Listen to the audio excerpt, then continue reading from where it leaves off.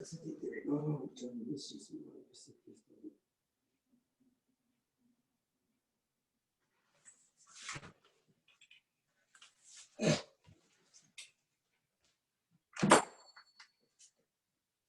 Krishna, everyone. Welcome to all of you for our regular Sunday evening online Sangha. We just witnessed the Arati ceremony and the National Day prayer. We heard also National Day prayer. I want to make sure our special guest has joined. Ilya Prabhu, can you confirm? Yes, Gokulananda Prabhu is here.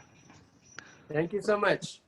All right, so I'm going to ask Yashika to kindly introduce our guest speaker for this evening. Yashika, please go ahead. Thank you. Hare Krishna, dear devotees. I would like to welcome everyone once again to our wonderful Sunday Feast program. Today I have the honor of introducing His Grace Gokulananda Prabhuji. Prabhuji was born in Ottawa in 1947, and he went to the Catholic seminary for his 4 years of high school, and then studied fine arts at the University of Ottawa from 1966 to 68. Prabhuji then joined ISKCON in Vancouver in the summer of 1971 in the association of Mahatma Prabhuji, who was at the time the temple president. In June 1972, when he went to see Srila Prabhupada in Portland, Oregon, he was then initiated as Gokulananda Prabhu. And right after his initiation, Prabhu was sent to Montreal, where he did a lot of book distribution all across Eastern Canada. Then in May 1975, Prabhuji was invited to join the BBT Library Party under the leadership of His Grace Satswarup Maharaj. And in these 2 years, Prabhu traveled across America and Western Europe, gaining the friendship of many wonderful devotees, such as Bhakti Tirth Maharaj. Prabhuji then got married in 1977 and became the vice president and treasurer in the Montreal Temple.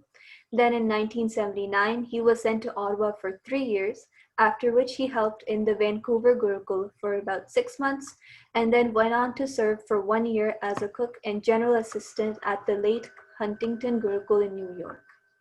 Prabhu then moved back to Vancouver for 3 more years as the main financial support for his fam for their Gurukul, and finally came back to Montreal in 1988, where he was working to support his family while helping occasionally as one of the main cooks during the large festivals.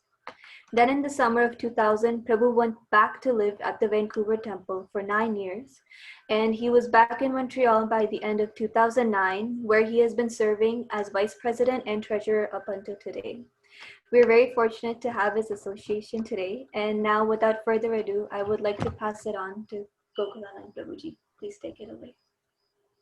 Well, thank you everyone at ISKCON Ottawa. I'm so fortunate to be able to share a little bit of my meager realizations and understanding of the glorious Vaishnava Sanga. The theme of my presentation today will be the value and the great benefits of Vaishnava Sanga. That has been the greatest blessing in my own life.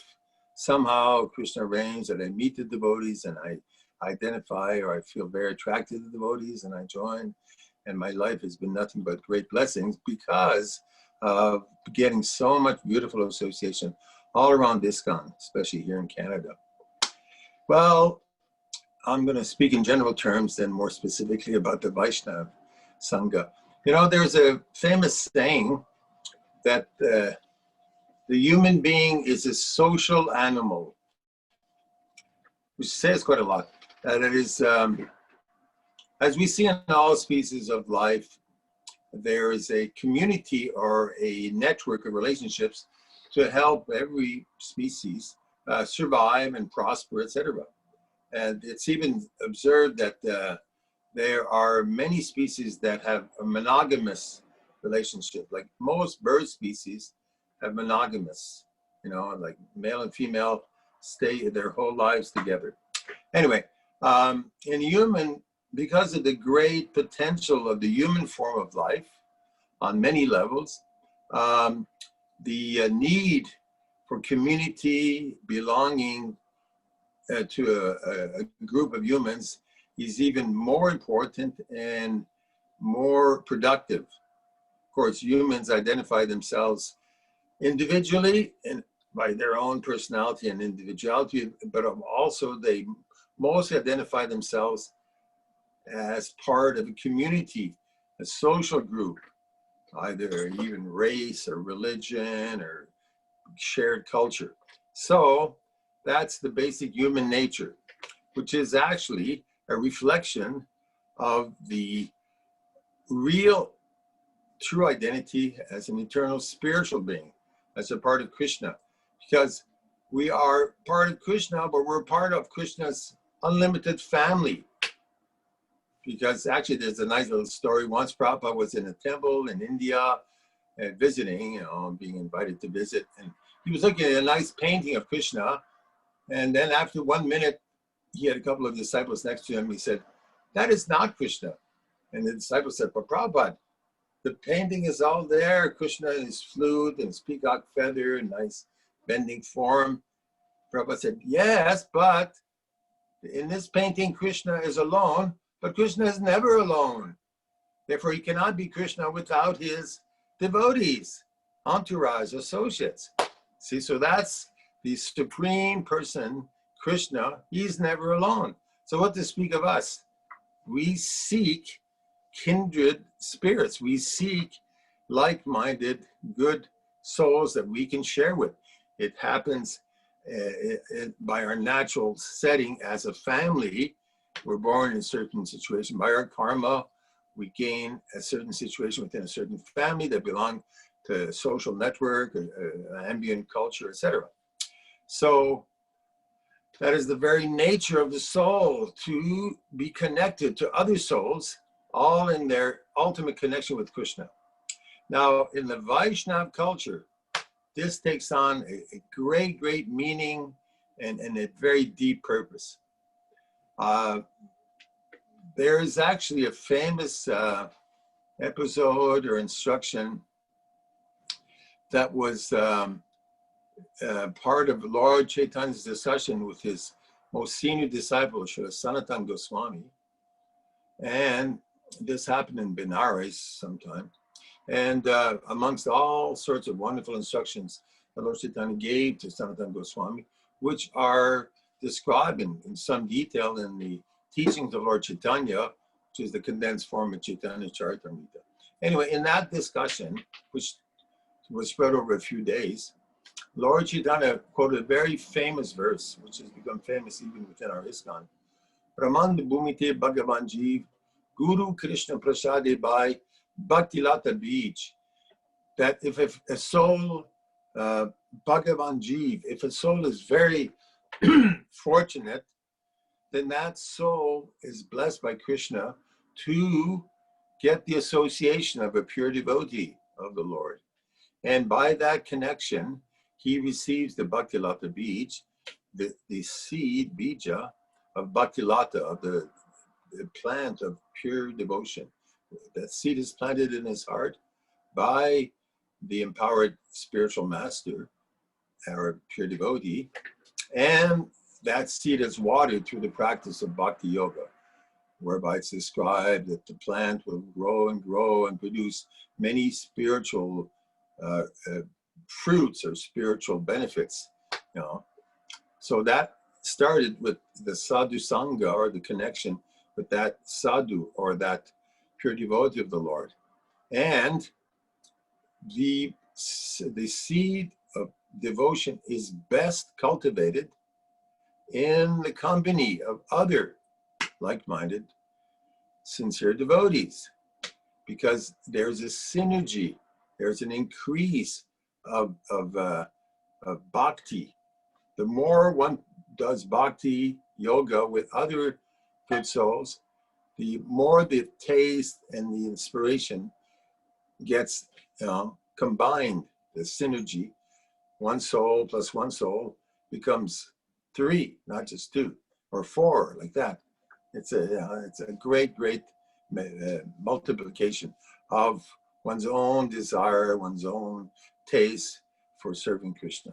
So that principle is our greatest asset that we can gain the association of sincere souls, and that we can cultivate those relationships together in our common goal of attaining Krishna, eternal service to Krishna, through the revival, our dormant Krishna consciousness, our original pure state of being, our original pure nature as Krishna's eternal servant.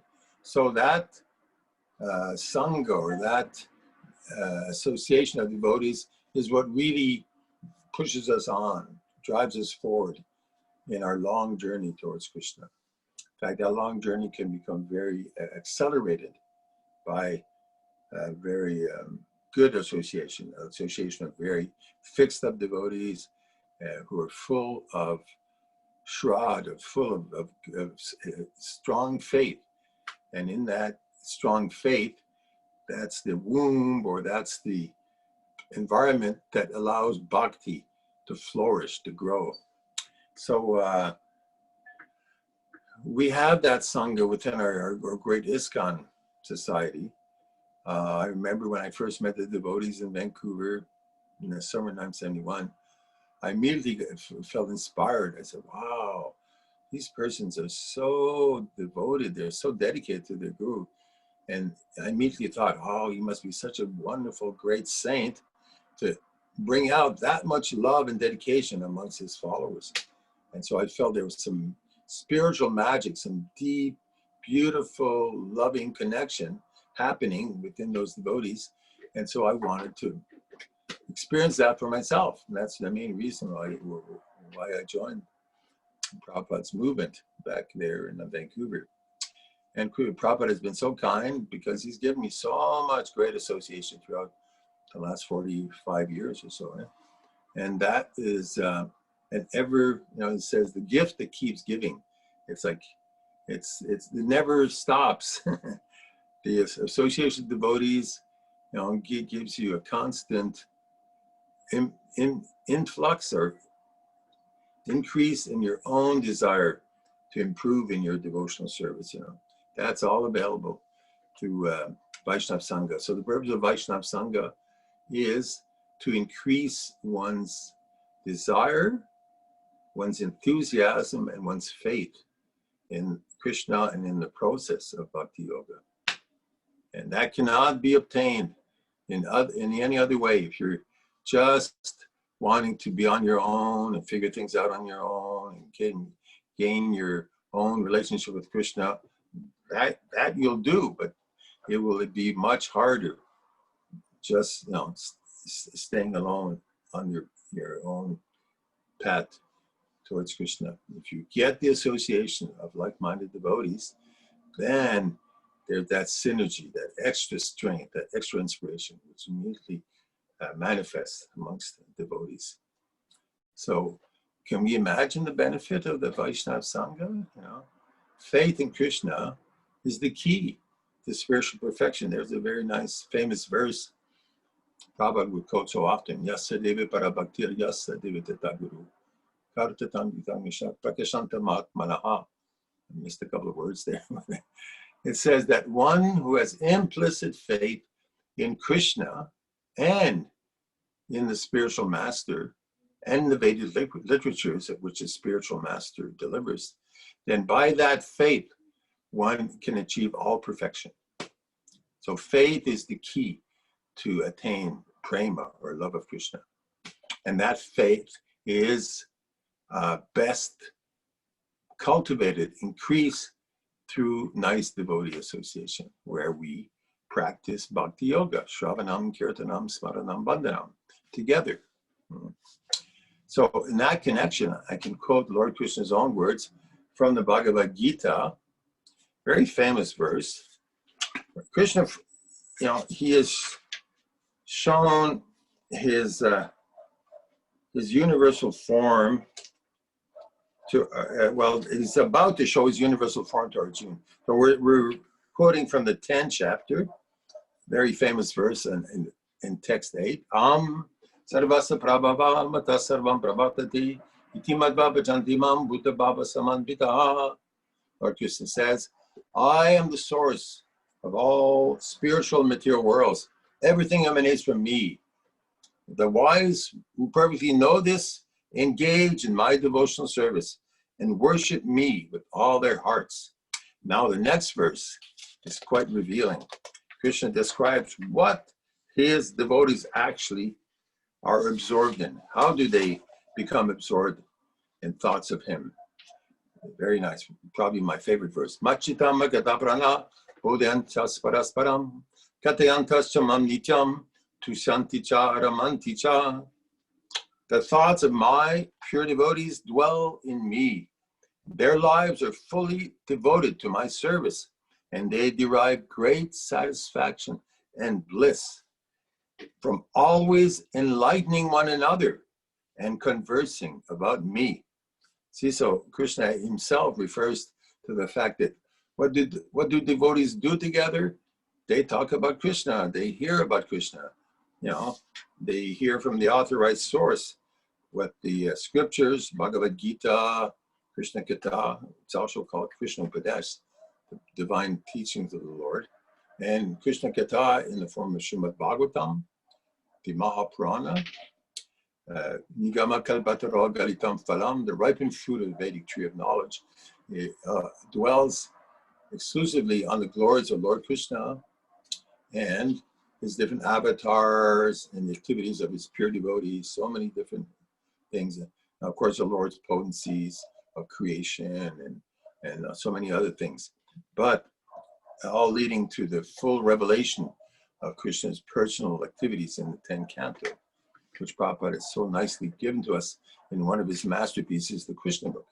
So much authentic information is there given by Prabhupada in all of his books so that we can find out the facts, the real truths about Lord Krishna and get excited, get enlivened by sharing it with other devotees. And so that's the business of ISKCON, is to broadcast the glories of Lord Krishna, the Sankirtan movement, the prime benediction for humanity at large that Lord Chaitanya gave to the whole world without any material qualification. You can be the most sinful, ignorant, low-class person, but if somehow or other you accept the mercy of Lord Chaitanya, the shelter of his great mercy by simply chanting Hare Krishna, then you can achieve the highest spiritual perfection without any previous qualification. You know, you're like a million miles away from Krishna, or even more so. But by the mercy of Lord Chaitanya, you're catapulted ahead in your spiritual opportunity to understand Krishna and become that much more attracted and attached to Krishna and his holy name. So that's the great blessing of Lord Chaitanya. Then and that blessing is in such great need in this age of Kali. There's another nice verse, Kalo dosha nijerajan, astietat mahad gunan, kirtanariva krishnasya mukta sanga parambrachet. That in this age of Kali, everything bad is there. It keeps increasing. All the bad stuff keeps going from bad to worse in the age of Kali. Men are short-lived. They're so fallen. They have no taste for spiritual topics. They're prone to sinful activities, intoxication, sex, so many useless waste of time. That's the poor state of mankind in the stage of Kali. But Lord Chaitanya has given one great blessing. Though the age of Kali is an ocean of fault, Kalu dosha nijerajan, Mahad Gunan, Kirtanadeva Krishnasya, by the kirtan, the glorification of Krishna, all perfection becomes available. It's nothing but bad, but the great blessing of the holy name, everything becomes good by that great blessing, and thus you can attain the highest perfection. Mukta Sanga Parambrajet. You can attain liberation from this miserable material world of birth and death, and you can attain the highest perfection of Krishna Prema. It's all there by the mercy of the holy name, by the mercy of Lord Chaitanya. So that is what Prabhupada came to deliver. He was the empowered messenger of Lord Chaitanya and all the great servants and pure devotees of Lord Chaitanya, all the great Gaudiya Vaishnava Acharyas. So he was delivering the same perfect message to pure Gauravani. And he did so through his worldwide society, ISKCON. And there was so much blessing that Prabhupada gave, 60 books of spiritual genius revealing all the truths about Krishna, and opening so many temples and so many wonderful projects. But probably his greatest blessing are his followers, his pure-hearted followers, which are now in the millions. There was an official census of ISKCON a couple of years ago. And it was 10 million members of ISKCON counted throughout all the 800 or 900 ISKCON centers and temples. So that's a nice big family of devotees, 10 million. And that means 10 million people are chanting Hare Krishna every day and broadcasting Krishna's glories to some degree or other. So that is what's happening in ISKCON, and that's what Krishna himself recommended for his devotees, much to prana, that they could and should broadcast Krishna's glories first among themselves, and then he will spill over, he will go outward towards the rest of the people. Many people actually have a sincere desire to understand who God is, how God has made everything possible, and is there a connection possible? Can we have a connection with God? What is that connection about? How can we understand our connection with God like that? And that's abundantly revealed in all of the teachings from Lord Chaitanya, propagated today by ISKCON worldwide. So there's such a wealth of Krishna Katha, of genuine information about God. It's there. So that's the benefit of Vaishnava Sanga, to really, go deep into that ocean of nectar and to become so enlivened that you just want to give it to others. Just like that's human nature. When you're feeling really good about something, when you really enjoy something, you don't want to keep it to yourself. You want to share it, In fact, if you're sharing it, it makes it even better. You can enjoy it even more by sharing it. And that's, materially speaking, people do that. They share music, they share, literature, they share all sorts of stuff.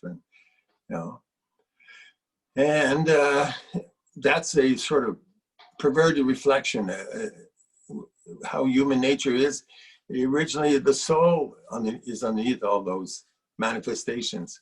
And the soul, in its condition, or forgetful condition, wants to glorify so many useless things, because that's a big part of human nature, to have a hero and look up to a hero and really get inspiration.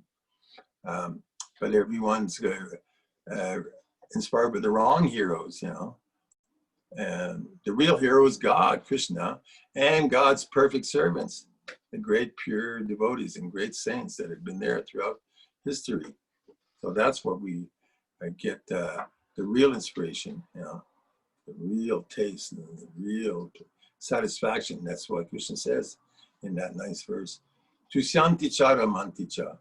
That if you get absorbed in discussing about me, then you'll experience the deepest satisfaction, Tusyanti, and Ramanti, the highest pleasure. Krishna's name is Ram. Krishna, the all-attractive Supreme Person. Everything about him is full of pleasure, Ram. Therefore, if you're hearing about him, you should experience some satisfaction, some pleasure. But you have to hear from the right source. You have to hear from the pure devotees who have that connection with Krishna, who have revived their dormant love for Krishna. Then Krishna incarnates in the hearts and on the lips of his pure devotees. He becomes manifest in his full beauty and glory through the medium of these great souls.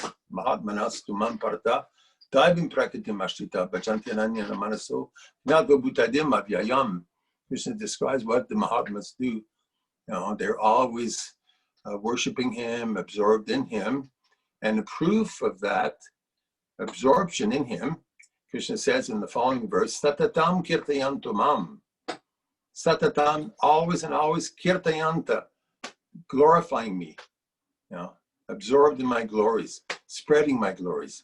That's the symptom of a Mahatma. Not some nice politician who wants to help the people become politically, free. That's some material welfare work. It has its merits, but it's not the Mahatma. The real Mahatma is Krishna's pure devotee, who are 100%, interested in blessing and helping the people on the highest level by helping them connect to Krishna again.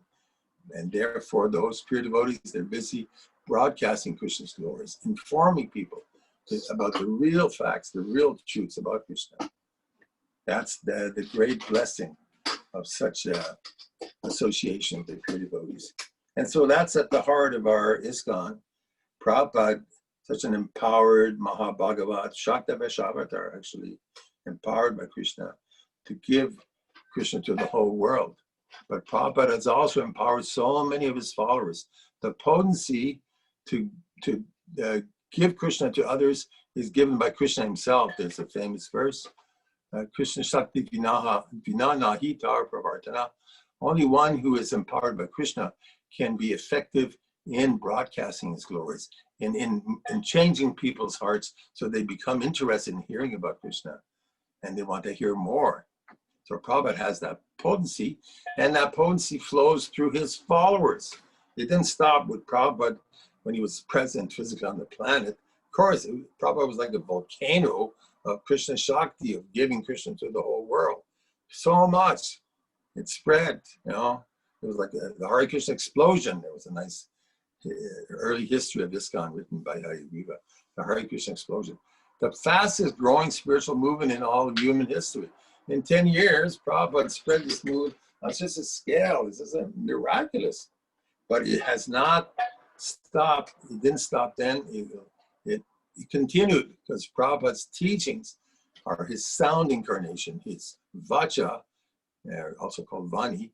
That is fully, Prabhupada is fully manifested in those instructions, books, classes, recorded classes, even his letters. Everything is there. Prabhupada's Vani. And it's full of spiritual potency, of spiritual enlightenment. Everything becomes so clear, and it's full of spiritual inspiration and excitement and satisfaction and pleasure. It's all there, the whole package. So that's what we have here in ISKCON. The greatest wealth, people cannot imagine how much we have to share. So let's do that amongst each other. Let's get excited about hearing about Krishna. That's our daily dose, our daily spiritual nourishment. There's another nice word Prabhupada gave us, Atma Prasad. There's a nice prasadam, sanctified food offered to Krishna with no karma, and deeply purifies and satisfies body, mind, and soul. That's the Lord's mercy. But there's another form of prasad, hearing about Krishna, Atma Prasad. Through the ears, it goes straight into our consciousness and inspires or revives the soul, Jeev Jago. The soul can finally wake up to the real beauty and glory of our divine source, Krishna. And that's made possible by the words of his pure devotees. All the pure devotees of Krishna have had that potency.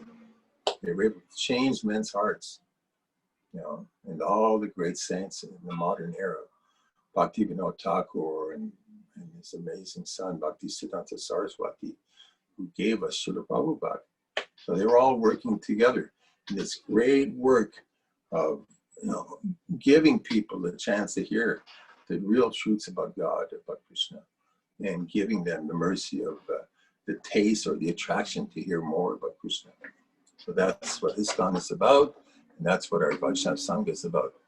I also wanted to say a little something about, there are different ways to benefit from the Vaishnava Sanga. The first business of the Vaishnava Sangha, as described by Krishna, is to share Krishna's glories, Krishna Katha. There's also opportunity for service. Krishna is very much pleased if you're inclined to serve his devotees. In fact, there's that famous verse that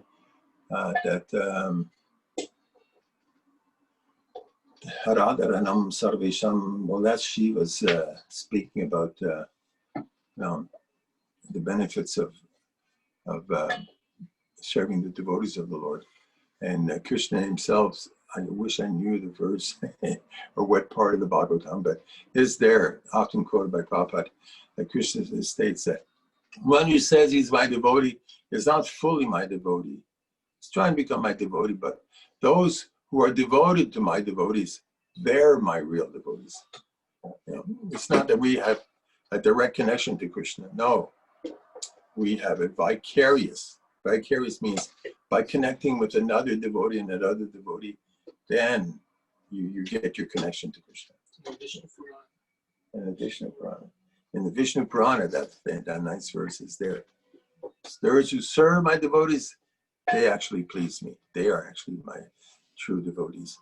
And therefore, that's also a nice principle in our devotional growth. We should be eager to serve the devotees. There are many ways of serving the devotees. The first way is to share our own, appreciation for Krishna and for Krishna's great devotees, like Prabhupada. That's a nice way of sharing. And then we can help each other, serve each other in many, many ways. It's just a question of cultivating an attitude that, yes, I want to be a servant of all these fortunate souls. I've been made so fortunate to have the opportunity to have such nice devotees around me. So let me reciprocate. Let me give something back. Let me offer them whatever I can, We should put our best where it will do the most. We should put our hearts and our desires in offering service to the devotees. And that will help them and help us. In fact, there's a my great hero we find by Prabhupada in the devotees was Saint Francis of Assisi, one of the greatest saints in the Christian or Catholic tradition. And he did so many wonderful things. And one famous saying, he said, "It is only when you give that you can receive. If you're only wanting to take, then your heart remains very small. And your capacity for love is so small. You live a very small life. But if you know how, you learn how to give and keep giving, then your heart grows, and your capacity for love grows, and your happiness simultaneously grows. If you're selfish, you're not a happy person. If you're generous and kind and giving, then you become really happy. And there's not a more kind person than Krishna's devotee, or Krishna's pure devotee, because they want to help everyone, even whatever form of life they have, not just the humans. They want to help the animals and birds and insects and plants and anything, because they're all part of Krishna. That's the vision of the pure devotees. So that we shouldn't cultivate that mood of giving and of serving, and it makes us so much happier. There was also a very nice saint in modern times there, Mother Teresa. She was probably became the most famous saint of her era through the 80s and 90s, because somehow the media in India and the rest of the world picked up on this wonderful, humble saint. She originally from Albania or some former Yugoslavian province there. And she spent 30 or 40 years of her life helping the poor people of Calcutta, in the most, difficult, materially very, distressful situations. But she never gave up. She never gave up. And she became so wise and so pure and so elevated by that unlimited or universal love she had. Of course, she didn't have quite complete knowledge about giving them, spiritual sanctified food like prashadam and Krishna Katha and like that. But to the degree of her understanding of God through Jesus' perfect life, she followed Jesus to perfection, universal love. Anyway, so now it's still beneficial. She's probably, now I think she's She's left this world and probably born as a bhaktin in our movement somewhere. Very, very advanced devotee. Krishna rewards such great souls. You know. Anyway, so giving is the key to happiness and to satisfying Krishna. You know, start with the devotees. There's a saying, charity begins at home. First, be good within your own family. Love your family. Help your family. Serve your family. Then that will be the model for you to serve the rest of the human family and the whole creation, practically, because everyone is part of Krishna's family. And so that service to others is very, very nice and very rewarding.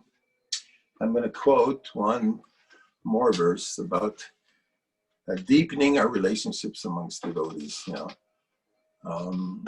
when I joined ISKCON, I was so happy because I'd been looking for real friends, beautiful friends, you know, good friends my whole life. And I had some decent people that I had as friends before I met the devotees, but they didn't have any spiritual connection or any higher aspiration. So there was only so much we could share amongst that type of friendship. But when I met the devotees, it was so inspiring, and I felt so grateful. Thank you, Krishna, for giving me so many beautiful souls to become friends with. Of course, I thought at first I was going to have hundreds and hundreds of close friends all around ISKCON, and we have to keep that mentality. We're all part of Prabhupada's family, Krishna's family, so we first have to offer respect and a kind attitude to every devotee.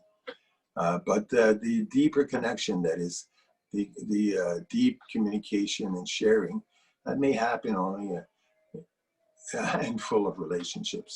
Hopefully in marriage, you can have your best friend as your wife or husband.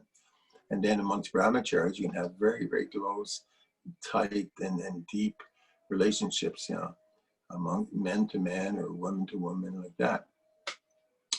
And I've been so much blessed, actually, with beautiful friendships with a few special God brothers, you know, which has actually been the real strength and satisfaction in my life. You know, I can always, you know, keep in touch and share some really beautiful, you know, exchanges like that. It's very, very nice, you know, to have. Anyway, so Krishna, or rather, Srila Rupa Goswami Prabhupada, who was empowered by Lord Chaitanya to become the Rasa Acharya, the greatest teacher about rasa, about the flavors of varieties of divine love, rasa. He wrote Bhakti Rasa Rita Sindhu. Prabhupada gave it to us as the Nectar of Devotion. Then a few years later, Prabhupada gave us another very wonderful book, or a series of instructions, Shri Upadeshamrita, or the Nectar of Instruction. And in the text 4 of that wonderful, you know, gift from Rupa Goswami, he says, Dadati pradigrinati guyam atyati prichati bhunkte bojayate chaiva sadvidam pritilakshanam. That's the verse, or the key words in the verse. Priti, with love, lakshanam, the modes of or the varieties of sharing that love. So the translation: offering gifts in charity, accepting charitable gifts, revealing one's mind in confidence, inquiring confidentially, accepting prasad, and offering prasad are the 6 symptoms of love shared by one devotee and another. So beautiful demonstration or examples of how practically we can have loving exchanges like that amongst devotees, you know? Offering gifts in charity. The best gift is Jnanadan, the gifts of knowledge. We can do that by sharing Prabhupada's books and other nice books that have been written within our ISKCON, but also our understanding of those books, our realization coming from hearing such truths. That is part of the gifts, you know, the offering of gifts. Gifts can be physical gift, or it can be, you know, a sharing of thoughts and ideas and inspiration, you know, like that. So accepting charitable gifts, you know, one should be grateful for all the gifts. Every day we're getting gifts in so many ways. Krishna's giving us the lessons and opportunities for service and for hearing from other devotees. There's the classes given at, you know, all the ISKCON temples, and there's private discussions where you can have some really wonderful, satisfying exchanges like that. And you can also be in the habit of offering, you know, nice practical items that can be of service to devotees. You know, I'm really into sharing framed pictures of Prabhupada and Krishna and Lord Chaitanya. I have a whole collection, and whenever I find a nice picture of Krishna, I put a nice frame around it, keep it aside, and one day, sooner or later, I find someone, I offer them, okay, here's 10 different pictures. Take whatever you like, 2 or 3, like that. For me, that's been like a habit I've had for a few decades. And you know, there's so many wonderful ways of exchanging Krishna Katha here in our ISKCON Sangha. And you can, you know, as you get to know a person, you know what their personal affinities or rasas are. Like, I really like to hear about Lord Chaitanya and the great saints coming from him, you know, down to the modern saints like Bhaktisiddhanta and our Srila Prabhupada.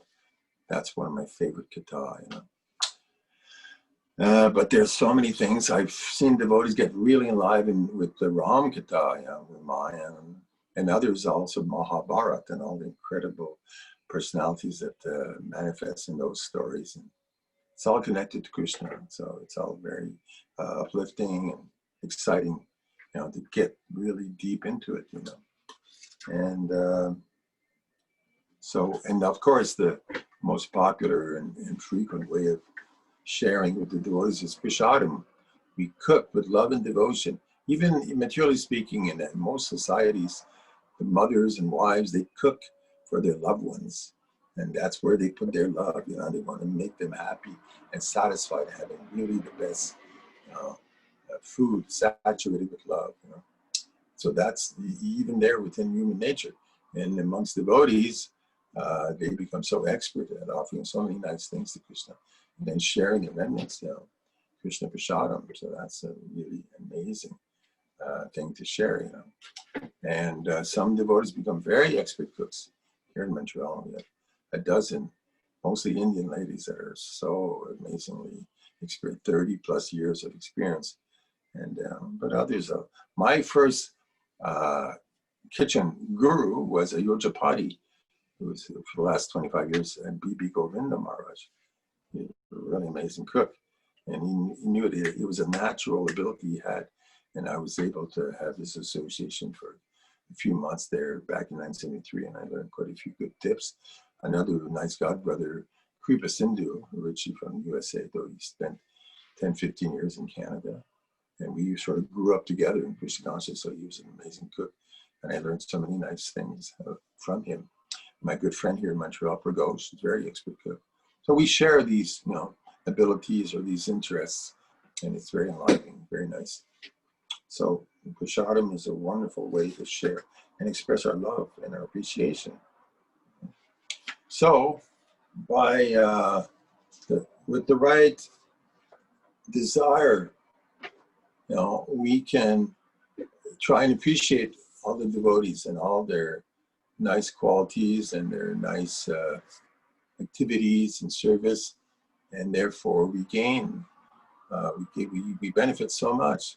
If we have the right attitude, the attitude of humility and kindness, and, you know, really take full advantage of everything that's available to us, you know, on a day-to-day basis. And amongst devotee families, it's available. Husband and wife help each other take care of their children. The souls who have the incredible good fortune of taking birth in our ISKCON families have great spiritual assets which they bring from their past lives, and therefore serving them is a great service that Krishna deeply appreciates, and he will reward all those who sacrifice for the benefit of these children, you know. Of course, just like the adult devotees are at different levels of spiritual growth, so the children also. But certainly being born amongst devotees, you get a head start. They're already quite elevated. Some are already very elevated from their previous devotional service in their previous lives. But anyway, all the children should be protected and helped in every way possible, nourished and, you know, and given every opportunity. Then they'll give it back to us. They're the future of our movement. They'll give it all back to us by their achievements and by their beautiful, you know, sweet nature and all the love which they'll be sharing amongst their peers, amongst their families, amongst the greater society. You know, and that's what one of Prabhupada's greatest legacies or gifts is his amazing family of devotees, all his pure-hearted followers worldwide. And you go to the big festivals like Mayapur, and you see, you know, like 4,000 or 5,000 devotees chanting and dancing at Guru Puja or Kirtan, and it's so inspiring. The last time I was in Mayapur, 2018, for the first week I was at, I spent 30 days, but the first week I was there, at every Guru Puja, I could see all these devotees from, you know, 5 years old to 80 years old, you know, all blissfully chanting and offering their hearts to Prabhupada. I was crying every morning, tears of gratitude, saying, "Oh, Prabhupada, you have so many beautiful souls that have come together to, you know, to thank you, you know, to give their hearts again and again to you, because you made all of this come together. You know, it's amazing, so beautiful." So Mayapur is a really great place. You can see Prabhupada's mercy on a great scale. You know, the best classes, the best kirtans, the best association, and, you know, the best places to see Gaur Mandala, Bhumi. Wow, you know, the spiritual capital of the universe. You know, just, and now the TOVP is coming up. Wow, that'll be attracting people from every part of the world. You know. Anyway, Mayapur is high on my list for getting a big dose of inspiration. Vrindavan is always there. It has grown in so many ways, but the heart of Vrindavan is Krishna Balaram Mandir and Radha Raman Mandir, what Prabhupada told us, that is the best level, best standard of devotion. You can take its inspiration. And there are so many, 100 other places you can go and take benefit from all around Vrindavan, Raj Mandala.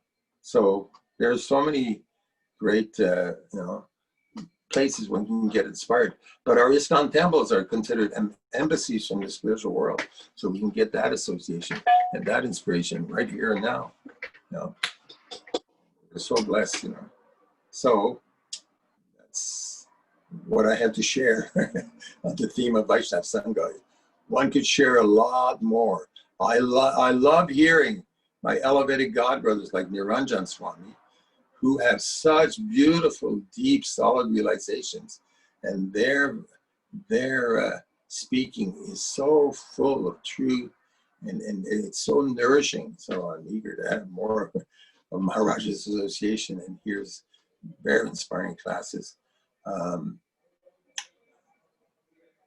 I'm just thanking all of you for this opportunity, and I'll be happy to have your association again. It's too bad because of the whole COVID thing. We didn't have the Vaishnava Sanga festival. I always look forward to that.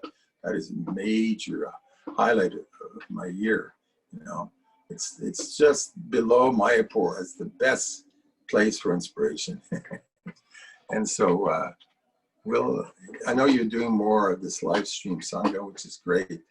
You can use that technology. But if I can have your association directly, have wonderful classes and kirtans, I would be so blessed to have your association again. But thank you very much. Jai Srila Prabhupada ki jai. Lord Chaitanya Sankirtan Movement ki jai. ISKCON Ottawa ki jai. Hare Krishna. Thank you. I don't know if there's any feedback or questions or comments. I don't know if there's such a thing. If you want. Gokulananda Das, it's Nicole from New Brunswick. I just wanted to say Hare Krishna to you. Monica, how are you? Okay. Hey. So nice to see you. I miss you all so much. Yeah, you should come around when the circumstances become. As soon, this I promise, I give you my word, as soon as I can go that permitted to travel, I'm going. They sealed off the province of New Brunswick, but anyway, Right. stay safe and stay happy with Krishna. That'd be Yes. wonderful. You're I always will. I will. And I'm going to see all of you as soon as I can get there, that the border is open. Sounds good. Hare Krishna. Haribol, Haribol. Take Hare care. Krishna. You too. Anyone else would like to add anything? Hare Krishna, Haribol. Mandala Ram. Thank you so much for the nice Great. class on Are you association. at home with your family? Yes, we're here. Me and How's Avatar. the girl doing? I will come on camera. She's doing good. I don't know if you can see me or not, but She must be a year and something old now, eh? 7 months. She's getting there. That's nice. Good. So I was looking at you. You have your girl's face on your Facebook, eh? yes, Oh, that's she's great. here also. She's in the class. Okay. I just wanted to say I really like the point of how you're saying getting association of pure devotees. Actually, all of the kind of the mercy can flow down to you, and it will grant one, all success in devotional life, and Yes. really help one advance. Yes. Yeah, that's Krishna's greatest blessing, to give us association of elevated devotees. And there's a lot of them all around ISKCON, not just my generation, but there's so many great souls, men and women, who have given their heart and soul to Krishna, to Prabhupada's mission. Wow, Krishna has rewarded them with so much spiritual opulence, and spirit and wisdom and inspiration. It's like, wow, there's so much to be taken. It's so good. Yeah. Anything else? Hare Krishna, Gokulananda Prabhu. I Yes. always appreciated that whenever you came to Vaishnava Sanga, you were looking for opportunity to serve. So you always were interested in doing and cooking. I remember that we did it once together. So I know your enthusiasm for serving, particularly through kitchen, is very well known. Well, just to pass on a little bit of what I've learned from other devotees, yeah. Yes, certainly. I think there is some, I forgot fully, I remember a little bit. Can you share with us, how did you come upon ISKCON? I don't know whether, what are the circumstances under which you... Well, actually, there's a couple of interesting things that happened there. See, I'd been wanting to become a priest when I was a teenager, from the age of 14 to 18. Then I went on to university, but I sort of lost I was, searching left and right for all sorts of philosophies and this, that. Anyway, I finally came back to looking for the truth and for God through my attraction to spiritual India. And I was reading so many books. There was one famous book in my generation, Autobiography of a Yogi. And that sort of put me in the, the essential message that the purpose of human life is self-realization, reviving your spiritual identity. And you can only do that with the help of a realized spiritual master. So from that point on, that was 1970. In fact, within 6 months of my reading that book, I was living in Ottawa. I came for one weekend here to Montreal with my young wife. She was visiting her sister who was working at the Montreal General Hospital. Anyway, and we found ourselves walking through Alexis Neon Plaza, a little plaza at the Atwater Metro.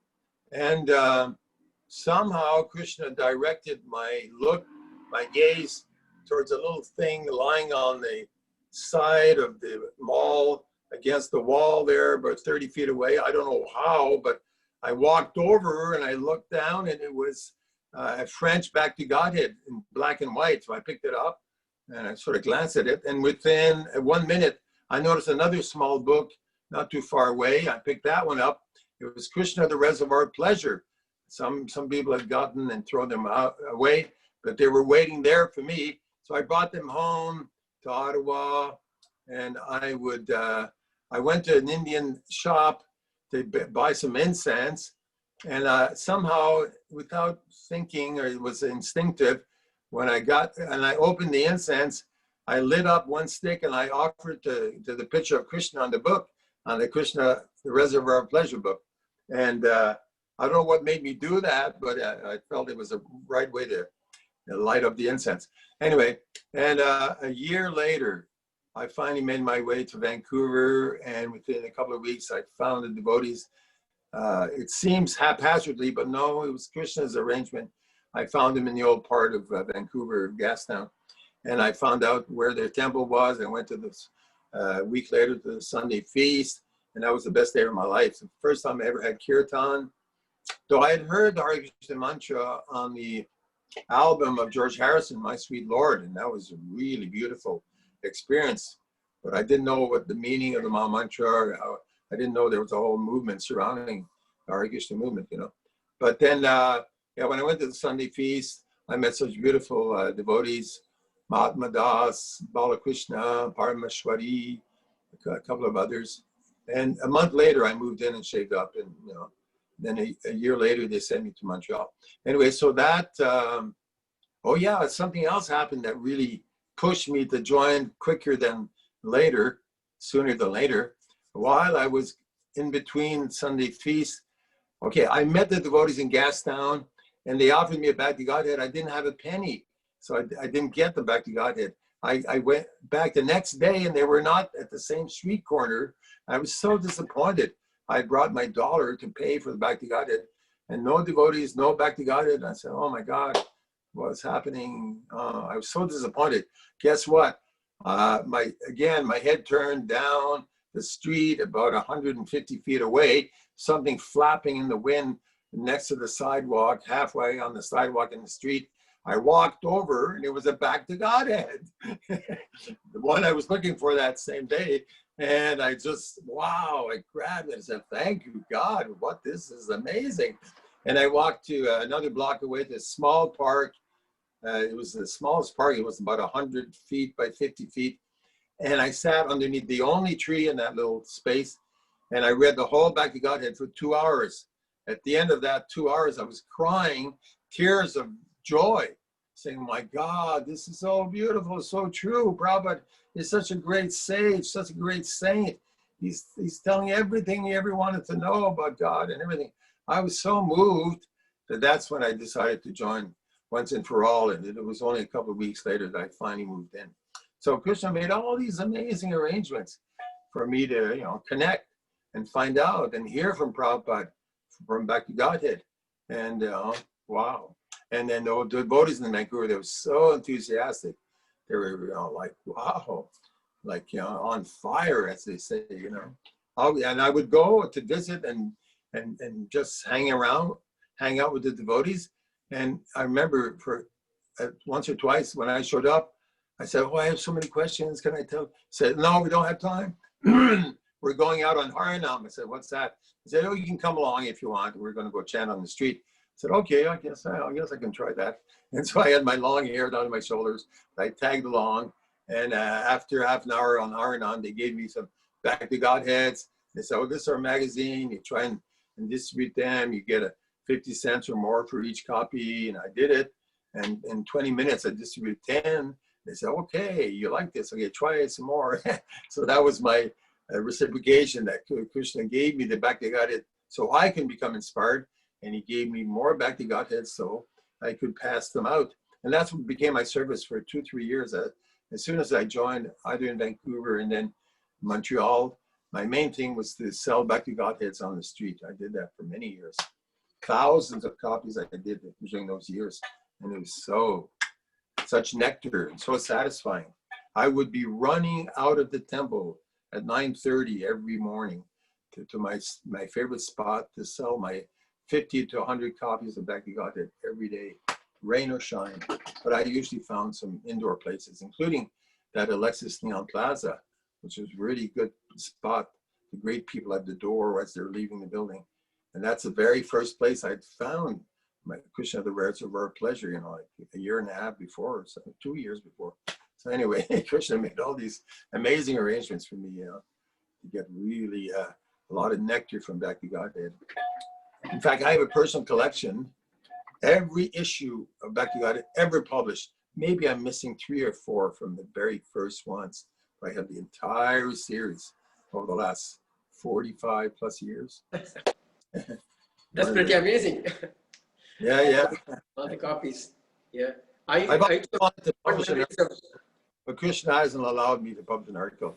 Giri Jadava actually published. I think he was the only Canadian person who ever published in the Back to Godhead, Giri Jadava, in the 1980s. Anyway. Bhakti Marg, of course, with his Cross Canada Walk. That was another nice.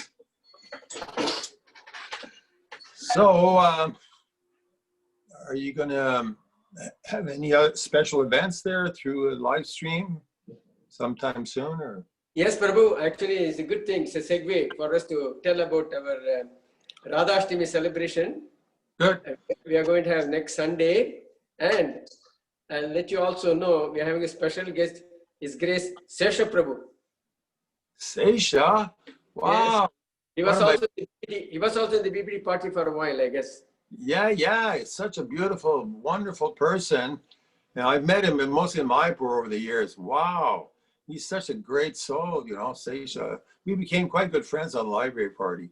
And we were able to witness many wonderful things around us. When Prabhupada was there with all of us in Chicago, end of July 1975, we were witness to many beautiful things. Anyway, so Sesha is a great soul. He's given life and soul to Prabhupada's movement. Extremely intelligent and dedicated person. Very nice. So I think he lives in USA, maybe Washington area. Anyway. Yeah, I think he's now in Alachua. Oh, now in Alachua. He's been a lawyer for 30 plus years, you know. That's right. So he has some nice daughters who are married and have kids, I think, of their own or something. Yeah, that's wonderful. Yeah, he's also actually heading up the legal affairs within ISKCON, right? Yes, he was the Minister of Education. Perhaps he still is for like the last 15, 20 years. I think so. Very qualified, extremely assistant. Yeah. Look, when you're in touch with him, give him my dandavats from his old friend Gokulananda. Say it like that, Gokulananda, because that's how Prabhupada said the name of Krishna, Gokulananda. The great ecstasy, and that ecstasy went all through the room. 20 devotees felt Prabhupada's ecstasy, you know, very powerful. Actually, that's the right way to pronounce, actually. See, yeah. Gokula and Ananda. So Gokulananda. That's right. Gokulananda. Yeah, Prabhupada said it like that. Say, oh, such a nice name of Krishna, Gokulananda. Like that. And Sesha has reminded me of that magic moment, more than right, anyway. Right. So, great soul, Sesha. You are guest speaker next Sunday. So just wanted to let you know ahead of time. Yeah. I'll try and tune in at the same time, 5:30. Actually, sometime we are sharing the same program, so you can. I normally convey this to Shamir Prabhu, and then Shamir Prabhu probably would have told you. Last week we had His Grace Brajavihari Prabhu from Washington DC. Yeah, very experienced person. Yes. Conflict resolution, so many nice things. That's right. Yeah, he had a wonderful session with him. Yeah. So normally I tend to inform. He works for the federal government in human resources or something like that, you know. Yeah, he does that too. Correct. Yeah, he mentioned that. Yeah. So we'll see if possible. Montreal devotees also can join if there is a desire. Yeah, 5:30. I'll share the good news. Yeah, that's good. We're having our local festival on Tuesday. We won't have a one on Sunday, but it's nice that you can open it up, make it available live stream. That's great. Right. So it's a good opportunity. So let us take that opportunity and join us next Sunday. So, It's I have fond memories also of Radhashtami celebration in Montreal. It goes for hours together when things were normal. We'll be sending it live stream Tuesday through our own ISKCON Montreal Facebook. Yeah. I see. Okay, very good. Good to 11 know. to 2 p.m. Yeah. We are having a short program here in the evening. No, we won't have, well, we'll just have evening RT, but we were going to keep it for the noon time. And there's probably 100 of our devotees in congregation who can attend. Everyone who wears their face mask, but you know, we're able to match that. It's good. Fair enough. Well, thank you again. Yeah, I just want to ask our online congregation, should anyone have anything to add? Anything to, any comments or any questions? So when Prabhu is still here with us, we can, take this opportunity. Maybe a word of thanks to him.